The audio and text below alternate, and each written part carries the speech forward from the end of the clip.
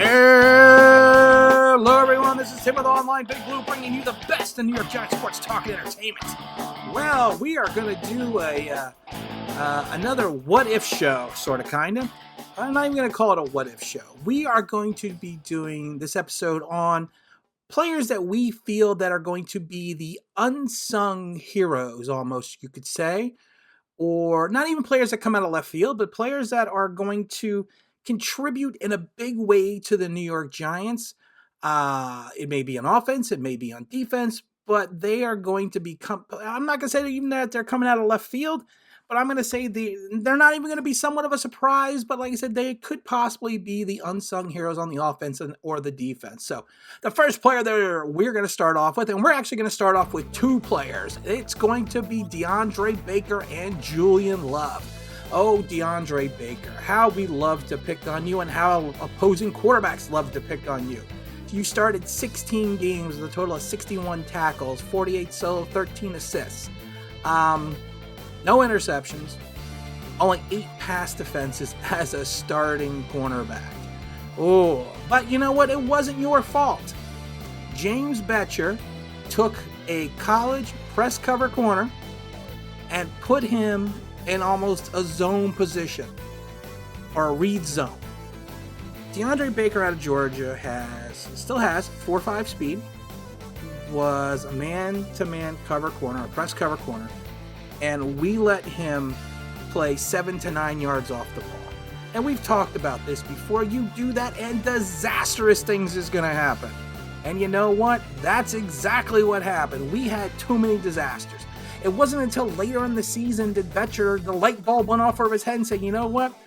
I got a press cover corner guy, and I'm sitting there, and I'm playing him in a zone. I'm playing him in a read zone. No, get him up on the line, jam the corner, let him use his attributes.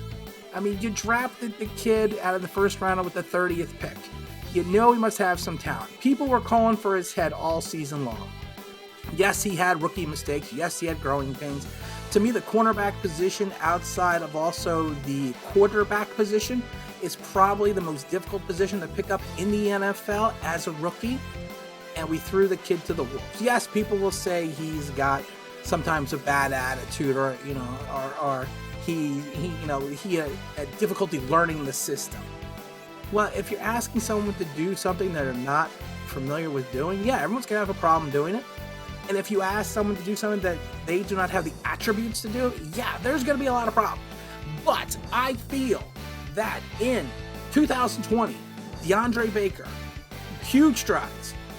Not an all-pro, not a Pro Bowler, but I'm going to say more than a serviceable cornerback. I could see him easily exceeding his tackle total by 20, so that would be 81 tackles. I could see him possibly having 3 interceptions. And you know what? And I see his pass defenses jumping up exponentially. Because you know what? Hopefully, they're going to play him the way he needs to play. And when you're going to be starting James Bradbury on the other side, good things are going to happen. And that's what we're going to hope for DeAndre Baker. Like I said, I'm not saying he's going to just come out of left field, because he was a first-round pick, number 30th overall. But like I said, I think he's going to be an unsung hero on the defense. Another unsung hero is Julian Love. Julian Love did play 15 games last year. Started out at corner, switched over to free safety and strong safety. He played a little bit of everywhere, because, out of injuries and necessity. He had 37 tackles. He had 1 forced fumble, 1 interception, returned for 30 yards. Did he play extraordinarily well? No. He had his rookie growing pains at times. I do not think he is suited for the safety position, but he filled it out of need. I have a feeling that he is going to be a quasi-safety and cornerback, and I think he is smart enough. Kid went to Notre Dame. He is intelligent enough to handle both positions. I have a feeling that he is going to be used more as more in a flexible role in the defense. And I really do think, again, here's another guy. I think he's going to almost double his tackle totals. So we'd be looking at, 74 tackles, 75 tackles. I can see him picking up maybe another 3 interceptions in total. A couple forced fumbles again. He's got a nose for the ball. He knows how to be around it. And I think that he is really going to be not a focal point on the defense, but he is a name that you're going to hear regularly. I miss old Bob Shepard doing the announcing at Giant Stadium, because any old timers like me, I would love to hear Julian Love tackle for 4 yards. I mean, I would love to hear that, but of course, Mr. Shepard passed away. So, but like I said, I have a feeling he is going to be that guy. My last player on defense, of course, is my favorite guy. I own his jersey, O'Shane Ximines, out of Old Dominion. O'Shane, he had a couple spurts, then he kind of disappeared. If you take a look at his stats, he really only had 11 tackles and 4.5 sacks. So it's not like he was racking them up. I mean, it's one of those things that you take a look at his game and it's like, well, he is he going to be a bust? You don't want to call him a bust after that, because he did have 4.5 sacks. He played better once. Of course, I'll admit it, he played better once Leonard Williams showed up. But I have a feeling that we are going to take him out of the outside linebacker position, put him back on the edge. They call him an outside linebacker, but he really did play a lot more on the edge. But I really think they are going to keep him on the edge and blitz him from different areas. I'm hoping to see the NASCAR package again.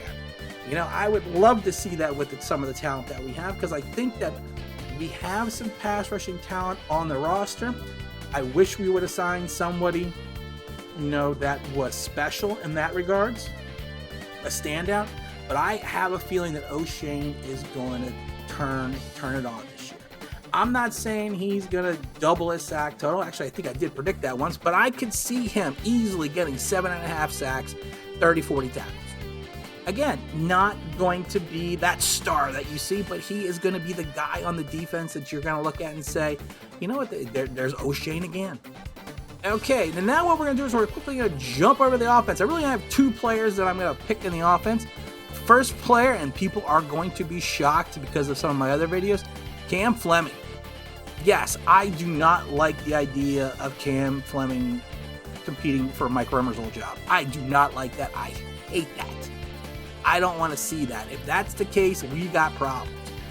But as a versatile lineman, I'm hoping he's going to do like he did in Dallas. He played in 14 games in Dallas, only started 3. But I hope he can fill in multiple positions. And, if you take a look at his career, let's see, 18, 14 games, started 3, 12 games, 17 started 6, 16 games started 5. So you know what? He's got the versatility. He does have the talent to be a spot starter. But if we're gonna count on him to be that full-time guy, I'm not seeing it. But you know what? As a guy that can come in and fill in the position and fill in the gaps, maybe be brought in as the extra blocking tight end, I think that he is going to be unsung on this team, and that he is really going to show what he can do, as long as we don't have him in the starting lineup, because then we're going to see the opposite, and I'm going to go the opposite on that way. And the last player on my list is going to be Spencer Pulley. A 4th year here out of Vanderbilt, 6'4", 308 pounds. He is going to be filling in, hopefully, at the center position, replacing John Jalapeno. For John, it tore his Achilles tendon. We did not tender him he tore his Achilles tendon in the Eagle Den. We did not tender his contract, so he probably will not be back. Spencer's been in the league since 16. He was on the roster for 32 games in San Diego. For San Diego released him. We picked him up. We actually were awarded him off waivers on September 2nd. I think. September 2nd of 2018. He played 13 games in 18, played 4 games last year. I think he's one of those guys that you're like, does he have the talent to be a full-time starter? We don't know. Does he have the talent to be a full-time cog on the offensive line? I think he's got the same type of upside as Cam Fleming.